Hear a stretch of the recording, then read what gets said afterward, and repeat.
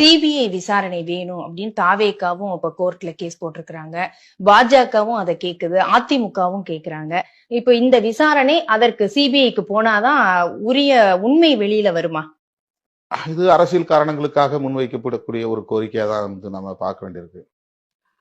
இதுல நான் மறுபடியும் அதே கொஸ்டின் தான் கேட்கிறேன். சிபிஐங்கிறது என்னவோ ரொம்ப 100% நம்பகத்தன்மை உள்ள ஒரு புலனாய்வு நிறுவனம்ங்கிற மாதிரி எல்லாரும் இங்க பேசுறாங்க.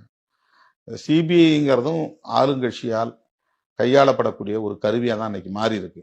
சிபிஐ வழக்கு போட்டுட்டா தாமதப்படுத்த முடியுங்கிறத தவிர இதுல ஒன்றும் பெரிய நீதி கிடைக்கும்னு சொல்ல முடியாது. எனக்கு தெரிஞ்சு வேங்கை வயல் விவகாரத்துல கூட நீங்க சிபிஐ கோருனீங்க.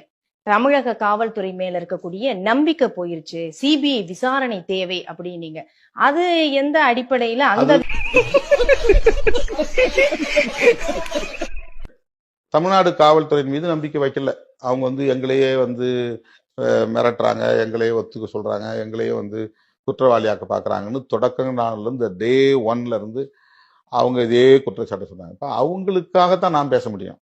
இல்ல தமிழ்நாடு போலீஸ் வந்து சிறப்பான போலீஸ், அவங்க சொல்றபடி நடந்துங்கன்னு நான் சொல்ல முடியாது. நாம கூட்டணியில இருக்கிறோம், அதனால ஆளுங்கட்சி கூட்டணியில இருக்கிறதுனால அவங்க சொல்றபடி நீங்க நடந்துங்க அப்படின்னு நான் மக்கள்கிட்ட சொல்ல முடியாது. பாதிக்கப்பட்ட மக்களுக்கு தமிழ்நாடு காவல்துறையின் மீது சுத்தமா நம்பிக்கை இல்லைங்கிற போது வேற யார என்ன கோரிக்கை வைக்க முடியும்? ஸ்பெஷல் இன்வெஸ்டிகேஷன் டீம் கேட்கலாம். இல்ல அப்படி இப்ப ஒரு பார்வை இருக்கும்போது பாதிக்கப்பட்ட மக்களுக்காக நாங்க சொல்றோங்கிறது ஒரு வெற்று வார்த்தையா தானே இருக்கும். அப்ப அந்த இடத்துல பாஜகவுக்கும் பிசிகவுக்கும் என்ன அண்டர் கிரவுண்ட் டீலிங்கான வராது. அவங்களுக்கும் இந்த மாதிரி கரெக்ட். நீங்க உங்களுக்கு கொஸ்டின் கரெக்ட். திமுக போலீஸ் மேல நம்பிக்கை இல்லைன்னு இவங்க சிபிஐ கேட்கறாங்கன்னு.